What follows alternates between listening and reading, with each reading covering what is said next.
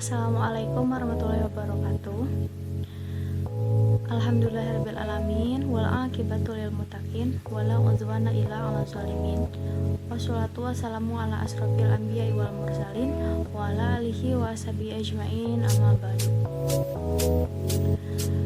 Alhamdulillah teman-teman, pada kesempatan kali ini saya akan menjelaskan satu bab dari kitab Ta'limut Ta'lim, yang mana tugas ini untuk memenuhi mata kuliah saya, yaitu Qiraatul Kutub di kampus saya, yaitu STAI Riyadul Jannah, Sekolah Tinggi Agama Islam Riyadul Jannah, yang ada di Jalan Cagak, Subang.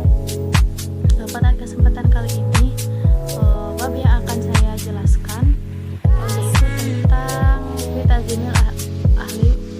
Bitazimil ilmi wa ahli. Dan saya sendiri sebelumnya memperkenalkan, nama saya Hanif Fitriani.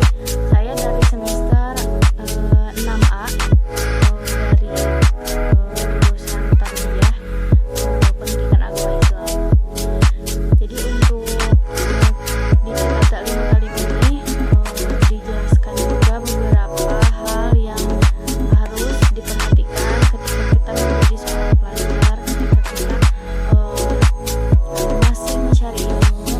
Dan mencari ilmu itu yang untuk semua orang itu wajib, baik itu muslim atau muslimah, dari buayan hingga yang lain.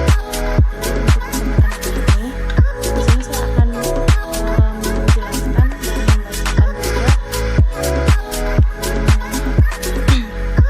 isi dari kitab pasal Bitazimil ilmi wa ahli, yaitu menghubungkan ilmu dan ahli ilmu.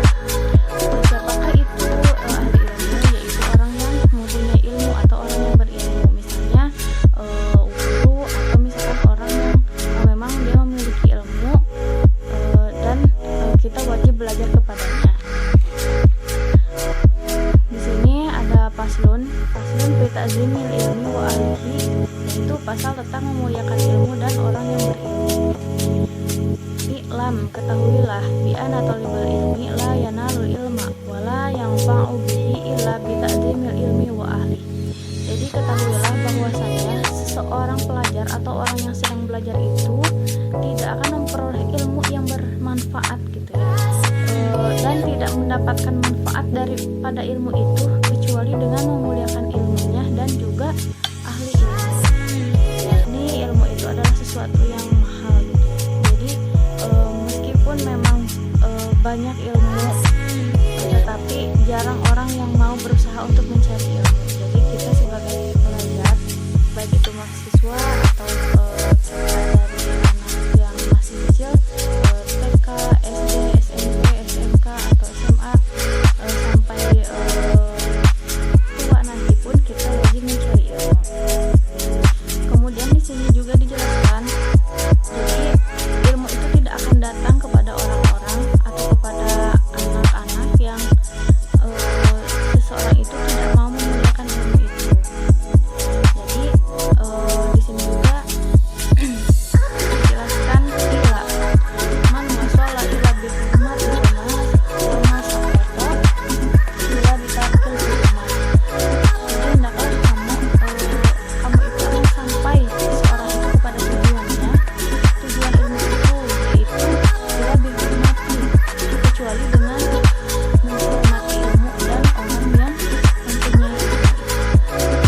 Jadi orang yang tidak memuliakan ilmu itu tidak akan didatangi oleh ilmu ya.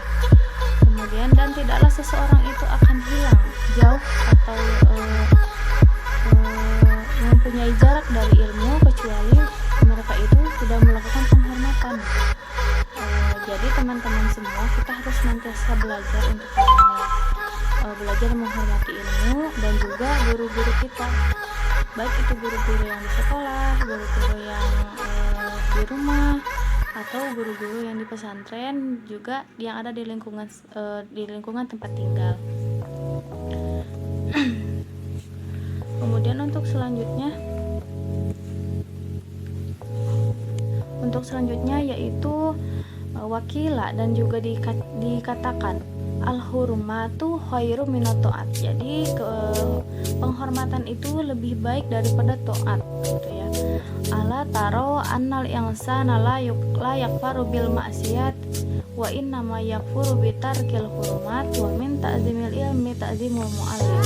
Jadi dapatnya orang yang mencapai sesuatu itu hanya karena mengagungkan sesuatu gitu. Hanya karena mengagungkan sesuatu, dan gagalnya pula karena tidak mau mengagungkannya. Jadi orang yang mau sukses atau mau mendapatkan sesuatu, maka dia itu harus memang memiliki rasa hormat kepada hal yang memang dia cita-citakan gitu. Dan tidaklah kamu ketahui manusia tidak menjadi kafir karena maksiatnya, tetapi jadi kafir karena tidak mengagungkan. Itu mengagungkan Allah. Kemudian untuk selanjutnya, qala Ali yukarrama Allahu wajhah anna abdu man alamani harfan wahidan insya ba'a wa insya wa insya astarqa wa qad unsidtu fi dzalika wa ayatu ahaqqal haqq wa ayatu ahaqqal haqqi haqqal mu'allim wa aujabahu fi hudan ala kulli muslimin laqad haqqa al yurda ilaihi karma li ta'limi harfin wahidin al-dirham.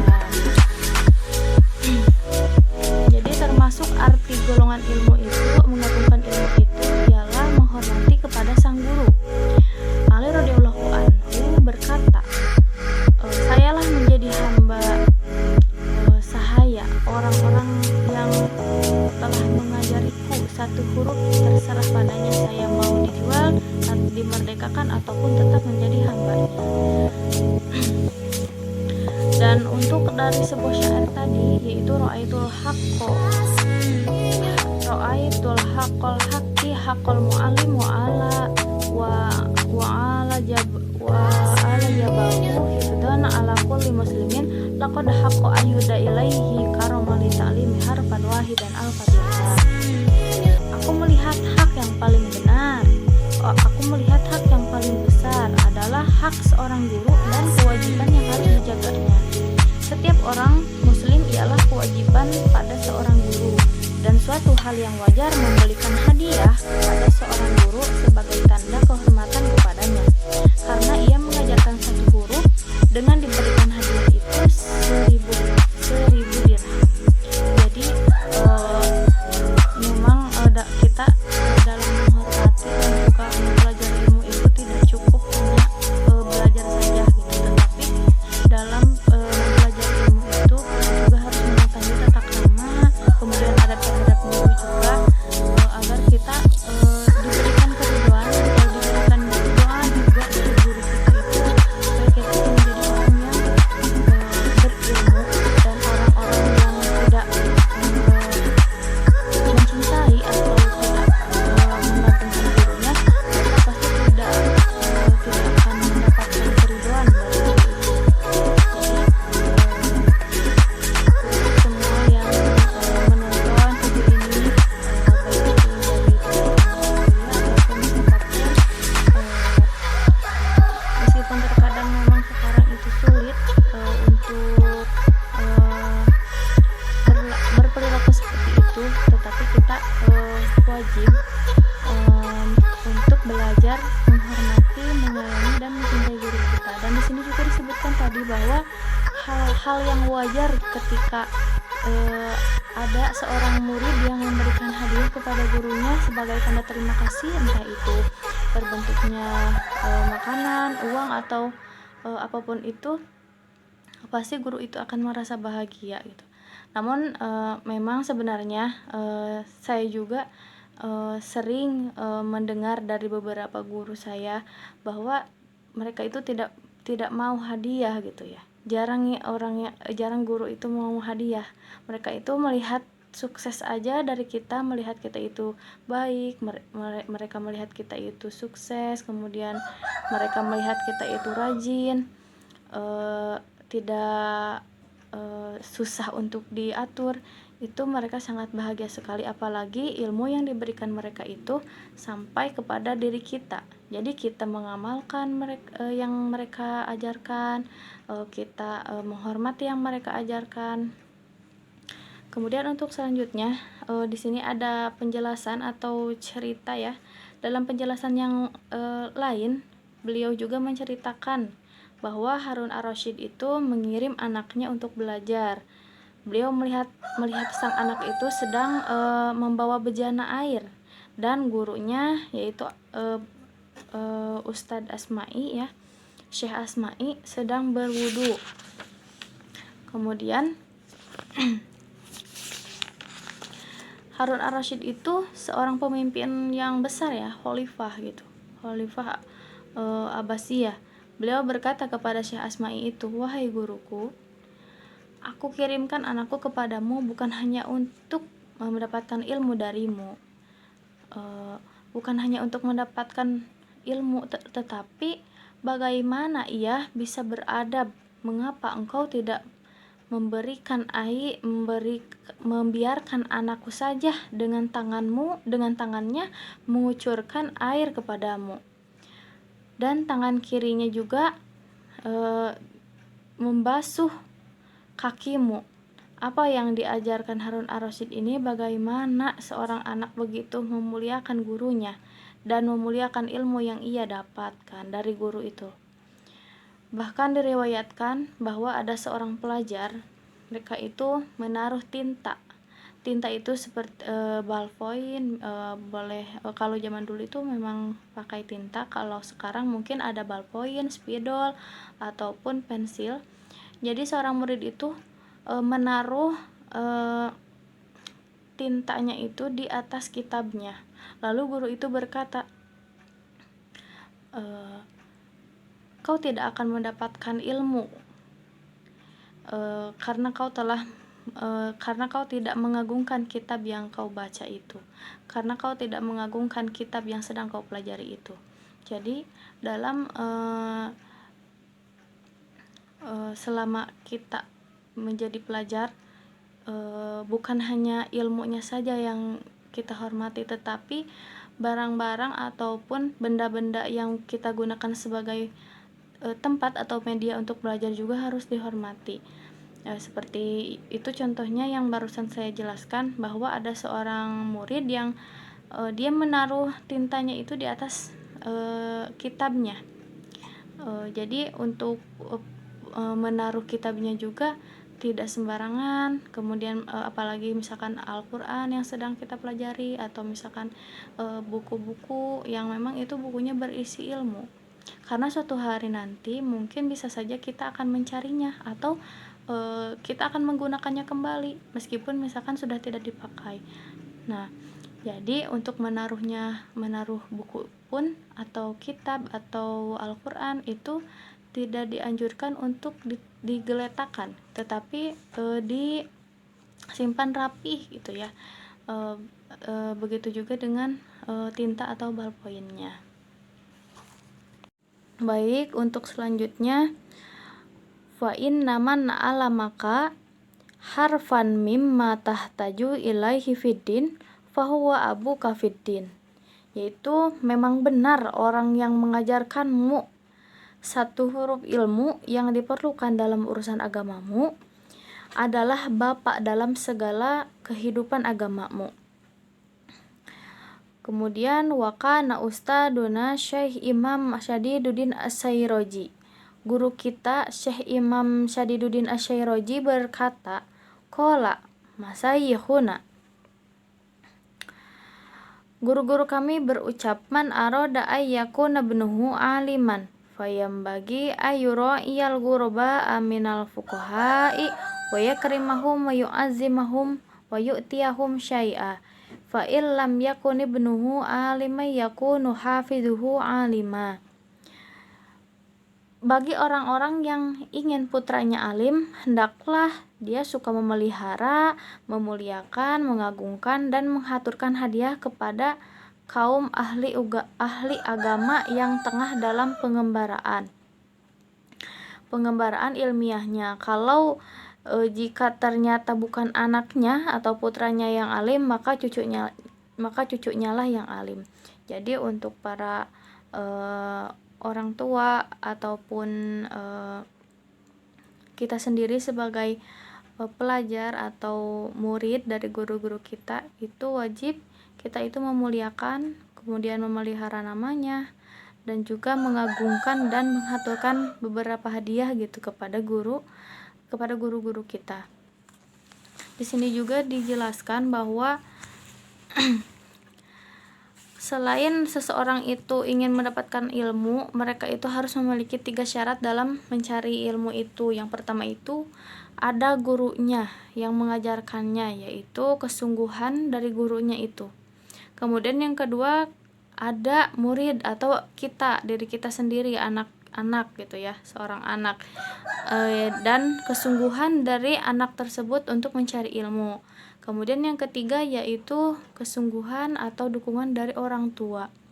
Mengapa harus dari orang tua ada dukungan? Karena memang anak itu yang memotivasi bukan hanya seorang guru saja, tetapi juga dari rumah mereka, dari rumah tempat tinggal mereka harus mendapatkan dukungan yang baik. Kemudian orang tua yang ingin anaknya menjadi seseorang yang alim itu adalah yaitu orang yang berhasil dalam pendidikannya. Dia juga harus menghormati ilmu dan ahli ilmunya. Jadi harus menghormati guru yang mengajarkan kepada anaknya pula. Kemudian wa min tauqiril muallimi alla yamsiya amamahu wa la yajlisa makanahu wa la yabtadi al kalami indahu illa bi izni wa la yuksiru kalami indahu wa la yas'alu syai'an inda malatihi wa yura'iyal waqta wa la yadaqul baba bal yasbiru hatta yahrujul falahasilu annahu yatlubu ridahu wa yastanibu suhtahu wa yamtasilu amrahu fi ghairi maksiatillah.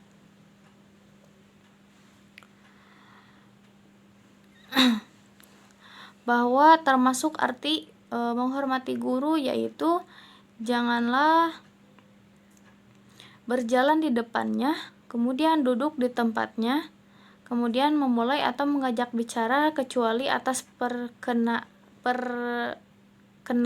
darinya, kemudian berbicara macam-macam darinya, kemudian menanyakan hal-hal yang membosankannya, kemudian cukuplah sabar menanti di luar saja hingga dia sendiri atau guru kita sendiri yang keluar dari rumahnya. Jadi dalam menghormati guru itu ada beberapa aturan atau hal yang memang oleh kita itu jangan dilakukan semata-mata ini untuk menjaga atau hormat kita kepada guru, ta'zim kita kepada guru kita. Yaitu yang pertama tadi ada kita itu tidak boleh berjalan di depan guru kita, yaitu jika misalkan kita berpapasan atau berjalan berbarengan, maka sebaiknya kita tunggu untuk guru kita mendahului kita, karena itu dianggapnya kurang sopan ya mendahului seorang guru itu.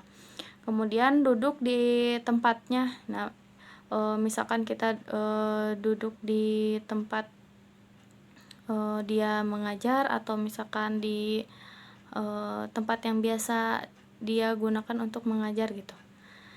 Jadi tempat itu juga oleh kita dihormati, dibersihkan atau dirapihkan agar nanti ketika guru itu datang atau misalkan ingin mengajar itu sudah bersih dan rapi. Kemudian untuk selanjutnya jangan memulai atau mengajak berbicara kecuali mereka yang mendahului kita. mereka dahulu yang mengajak kita untuk berbicara. Kemudian tidak berbicara macam-macam, tidak berbicara kasar, tidak berbicara yang tidak sopan. Jadi berbicaranya yang baik-baik saja, yang memang enak untuk didengar, kemudian itu dianggap sopan, tidak menyakiti atau menyinggung guru gitu ya. Kemudian menanyakan hal-hal yang membosankan kepadanya. Kemudian ketika kita misalkan bertamu atau misalnya kita akan berkunjung ke ruang guru atau misalkan ke rumahnya itu, biarkanlah dia dahulu yang membukakan pintu atau mengajak kita untuk masuk. Kita jangan sampai masuk duluan ke rumah atau ke tempat guru kita gitu. Mungkin ada beberapa, masih ada banyak yang harus dibahas pada bab ini, namun saya hanya membahas sampai di sini saja. Dalam menghormati guru juga, kita selain dari harus mengagungkan guru dan ilmu, kita juga harus memiliki atau menghormati teman. Kemudian kita juga harus selalu bersikap sopan santun gitu ya, takzim. Kemudian kita tidak memilih ilmu sendiri gitu. Jadi kita diberikan ilmu sesuai dengan yang diberikan oleh guru saja. Kita tidak boleh belajar sendiri karena nanti takutnya ada kesalahan. Kemudian kita juga tidak diperkenankan untuk duduk di tempat atau duduk dekat dengan guru. Jadi kasih jarak jika memang dalam keadaan kita itu duduk dekat dengan guru kita. Kemudian kita juga harus senantiasa rajin dan juga jauhkan diri dari berbagai macam sifat-sifat yang celak atau jelek gitu ya. Mungkin cukup sekian pemaparan materi saya. Semoga ada manfaat dan juga mohon maaf apabila ada kata-kata yang salah, terutama kepada Bapak dosen atau Ibu dosen pada penjelasan saya ini. Mohon kritik atau sarannya apabila masih ada kata-kata atau penjelasan saya yang kurang dimengerti dan juga ada kesalahan. Billahi taufiq wal hidayah. Wassalamualaikum warahmatullahi wabarakatuh.